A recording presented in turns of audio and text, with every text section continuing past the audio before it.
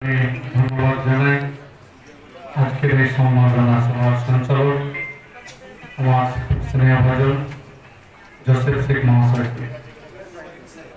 সেই সঙ্গে আজকে খড়গ্রাম বিধানসভার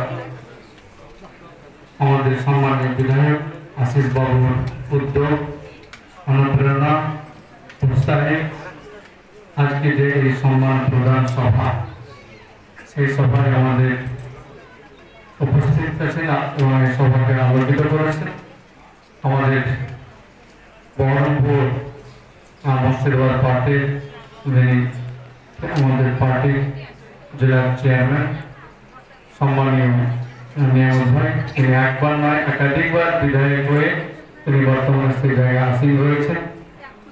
সেই সঙ্গে আমাদের জঙ্গিপুর সাংগঠনিক জেলা তৃণমূল কংগ্রেসের চেয়ারম্যান সম্মানীয় বিধায়ক জাকির হোসেন সাহেব তিনি ছিলেন, তিনি মন বক্তব্য রেখে বেরিয়ে গেলেন। সেই সঙ্গে উপস্থিত আছেন আমাদের দুই ব্লক সভাপতি, পঞ্চায়েত সমিতির সভাপতি মহোদয়া আছেন, আমাদের এই পাশের ব্লকের ব্লক সভাপতি জর্জ ভাই। সেই সঙ্গে আমাদের শাখা সংগঠনের সমস্ত ব্লক নেতৃত্ব, মহিলা নেতৃত্ব এবং বিভিন্ন অঞ্চল প্রধান, অঞ্চল সভাপতি এবং আমাদের পার্টির বিভিন্ন জায়গা থেকে আগত কর্মীবৃন্দ, নেতৃবৃন্দ, সকলকে আমি আমার শুভেচ্ছা, অভিনন্দন, সালাম ও আদাব জানাই। আজকের এই সম্বর্ধনা যে অনুষ্ঠান বা আমাদের যে সম্মান প্রদান করছে, তার থেকে আপনারা কিন্তু অনেক বড় কিছু আমাদের দিয়েছেন। সেটা হচ্ছে আপনাদের ভালোবাসা, আপনাদের ভক্তি। যে ভক্তি ভালোবাসা আমার শরীরের প্রতিটি রক্তের সঙ্গে যুক্ত হয়ে,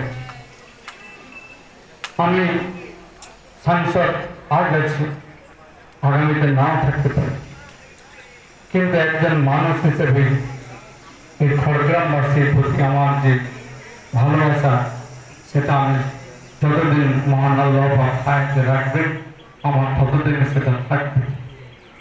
আপনাদের জন্য আমার অবহেলিত দ্বার খোলা আছে এবং খোলা থাকবে। আবারও আমাদের সকলের জননেত্রী এবং আমাদের নেতা অভিষেক ব্যানার্জি, আমাদের রাজ্য সভাপতি সুব্রত বক্সী মহাশয়, আমাদের সেই আস্থা বিশ্বাস রেখে জেলার সভাপতি হিসেবে এবং জেলার চেয়ারম্যান হিসেবে সামনে দাখিল থেকে আমারও সেই দায়িত্ব অর্পণ করেছে। আমরা দলের পক্ষ থেকে কৃতজ্ঞতা জানাই। আজকে এই সম্মান শুধু আমাদের আপনারা যথেষ্ট দিয়েছেন, কিন্তু আমাদের মানুষ হিসেবে, আমরা দলের কর্মী হিসেবে, দলের নেতৃত্ব হিসেবে আমাদের কিছু দায়বদ্ধতা রয়েছে। অনেক কিছু কথা আমাদের জাকির ভাই এবং আমার বড় ভাই নিয়ামত সাহেব তিনি আপনাদের সামনে তুলে ধরেছেন। আমি তার কিছু অংশ আপনাদের বলা হয়েছে। দেখুন, আগামী দিন আমাদের খুব কঠিন একটা সময় আসছে, লড়াইয়ের মধ্যে আমরা সময় আসছে, সেটা হচ্ছে 26-এর বিধানসভা নির্বাচন। আমরা কি এখন থেকে সকলকে ঐক্যবদ্ধ থাকতে হবে? আমরা একটা মিটিং করেছি ব্লক সভাপতি বিধায়কদেরকে নিয়ে এবং শাখা সংগঠনের জেলা সভাপতিদের নিয়ে, আমাদের সকলকে ঐক্যবদ্ধ থাকতে হবে। একটা সাম্প্রদায়িক শক্তির চেষ্টা করছে যেন তারা প্রকারে সেই ক্ষমতায় আসা। সিপিএম কংগ্রেস চেষ্টা করছে, তারা কাজের কাজ কিছু করবে না, কিন্তু ক্ষমতায় ওই চেয়ারটে বসার জন্য তারা তাকিয়ে আছে। কাজে সেই সুযোগে বা ফাঁদে কেউ করবে না। বিগত দিনের কথা আপনারা মনে করুন, একটু ভাববেন যে বামফ্রন্ট 34 বছর ছিল, তারা আমাদের জন্য কি করেছে। আর আজকে 2011 সালে মামাটি মানুষের সরকার আসার পরে আজকে আমরা কি কি পেয়েছি। আমরা ভাববো কি কি পাইনি। আমরা অনেক কিছু পেয়েছি, রাস্তাঘাট থেকে, স্কুল কলেজ থেকে, পানীয় জল থেকে, কর্মসংস্থান থেকে, এবং যেটা বেশি প্রয়োজন বলতে পারা যায় এই প্রতিটি জেলায় মেডিকেল কলেজ হাসপাতাল এবং একটা করে ইউনিভার্সিটি আমরা দেখতে পাচ্ছি। আমরা গর্ববোধ করি নেত্রী মমতা ব্যানার্জির উপরে যে তিনার যে ভাবনা, যে প্রতিশ্রুতি দিয়েছিলেন যে মানুষের জন্য করতে চায়, বাংলার মানুষের কিছু উন্নয়ন হোক, সেই কথা তিনি রেখেছেন। আজও তিনি অবিচল সেই জায়গায়। কাজে আমাদেরও কিন্তু সেই জায়গায় রয়েছে যে উন্নয়ন আজ প্রতিটি গ্রামের বাড়িতে ঢুকলে বুঝতে পারা যায় যে এই বাড়িতে আমাদের রাজ্য সরকারের কি উন্নয়ন হয়েছে। সেই উন্নয়ন আমরা বিগত সরকারের কথা মনে করি। আমাদের সরকার যে 68টি প্রকল্প করেছে, আপনারা এক নয় 2-5টি বামফ্রন্ট সরকারের কথা ভাবুন যে তারা 5টি প্রকল্পের নাম বলুন যে এই প্রকল্পগুলি ছিল। কাজে আমাদেরকে দেখতে হবে উন্নয়ন এবং সুরক্ষা আমাদেরকে কে দিয়েছে। আপনাকে এই সপ্তাহে কথা বলছি, আমি কলকাতায় ছিলাম। আমাদের সমস্ত হাজি ভাই হাজি বোনদেরকে পবিত্র মক্কা শরীফে রওনা করার জন্য জানতে পারলাম কি যে আমাদের পার্শ্ববর্তী ব্লক অর্থাৎ ফারাক্কা ব্লকে বা বিধানসভার 16 জন ছেলে একসঙ্গে ছিল। তাদেরকে আসাম পুলিশ অ্যারেস্ট করল। পুলিশে ডাকলোকে তোমার দেখা করো। দেখা করতে গিয়ে প্রত্যেকে কাগজ দেখালো, 6 জনকে ছেড়ে দিল, 10 জনকে আটকে দিল। তো 10 জনকে আটকে দেওয়ার পরে তাদের কাছে ভ্যালিড ডকুমেন্ট আছে, তারাকে ডিটেনশন ক্যাম্পে এত মহামুশকিল, এত জোর করে তারা জবরদস্তি এসব করছে। আমার কাছে খবর আসলো, আমি তৎক্ষণাৎ আমাদের জেলার পুলিশ সুপারকে আমি বললাম এটা হতে পারে না, এটা হতে পারে না, আপনি একটা ইমিডিয়েট ব্যবস্থা নিন। আপনার কাছে লোক যাচ্ছে, সেই সমস্ত কাগজে তারা জেরক্স কপি নিয়ে আপনি রেসপেক্টিভ জায়গায় কথা বলেন যেন তারা এখনই ছাড়া পায় বা তারা নির্বিঘ্নে যেন বাড়ি এসে পৌঁছতে পারে।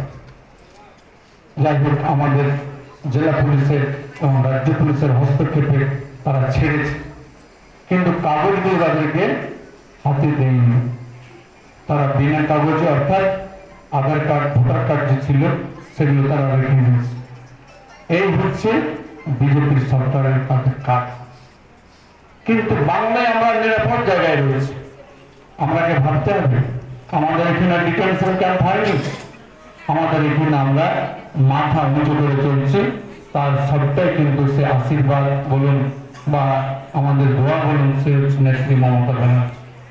আজকে রাজ্যের বাইরে গেলে আমরা মাথা উঁচু করে থাকি, সেটাও কিন্তু তার শ্রেয় হচ্ছে মমতা ব্যানার্জি, যে আমাদেরকে সাহস দিয়েছেন, যে উৎসাহ দিয়েছেন, যে এভাবে আশীর্বাদ করেছে। কাজে এগুলো আমাদেরকে মনে রাখতে হবে। সম্প্রতি একটা বিক্ষিপ্ত একটা ঘটনা আমাদের এলাকায় হয়েছে, অর্থাৎ দুলিয়ান এলাকায় কিছুটা জমিপুরে। তো এই ঘটনা কাম্য ছিল না, এটা একটা বিক্ষিপ্ত ঘটনা। কাজে যে সমস্ত আমাদের তরুণীরা রয়েছেন তাদেরকে আমি উদ্দেশ্য বলছি, প্রত্যেকটা বুথে প্রত্যেকটা অঞ্চলে আপনারা কিন্তু সেই সতর্ক থাকবেন। পরিযায়ী আমার শ্রমিক ভাইয়েরা তারা এই পবিত্র ঈদের জন্য বাড়ি ফিরবে, বাড়ি ফিরে যেন ঈদ যেন তারা ঠিকভাবে করে। কোনো ইয়াং ছেলে কোনো দাপাদাপি না করে, কোনো উচ্চবাচ্য না করে, তারা যেন শৃঙ্খলার মধ্যে থাকে, তারা যেন পরিবারের সুসন্তান হতে পারে, তারা যেন দেশের সুনাগরিক হতে পারে। আমরা প্রতিটি অভিভাবকের কাছে আমি সেই আবেদন রাখছি, আপনারা এই বিষয়গুলো লক্ষ্য রাখবেন। আমি পুলিশ প্রশাসনের কাছেও আমি সেই বিষয়টা তুলে ধরেছি যে আপনারা অ্যালার্ট থাকবেন, কারণ অনেক কিছু ক্রিয়েটিভ সাজিয়ে গুছিয়ে তৈরি করা হয়। কাজে আমরা সাবধান থাকবো, আমরা সতর্ক থাকবো, আমরা কোনো ষড়যন্ত্র বা চক্রান্তের ফাঁদে পা দেব না। আমরা সুস্থ থাকতে চাই, অপরকেও সুস্থ রাখতে দিতে চাই।